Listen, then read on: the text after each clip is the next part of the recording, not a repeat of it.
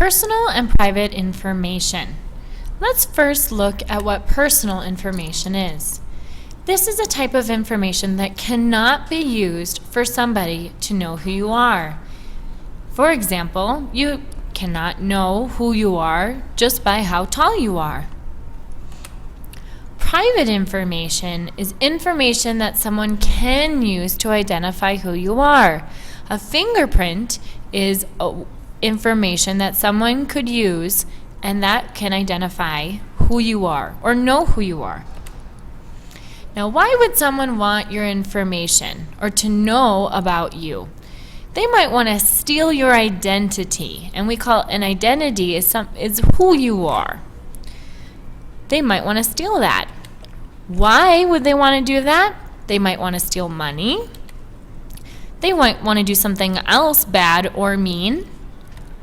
Or they might want to hide who they are, who their identity is. So what kinds of private information could a thief use to steal your identity? They can use how old you are, your gender, if you're a boy or a girl, your favorite music, favorite food, pets, and the name of your pets. They can use this information to try to figure out what your private information is. If they know too many of these, they can find out who you are. The types of private information someone might be trying to find out with the personal information is your full name, like your first name and your last name, or names. Your home address, where you live. Family information, the names of your parents or your brothers and sisters. Your phone number. Your personal identity number, which is like an RFC number or a social security number. Or passwords to accounts or any other information.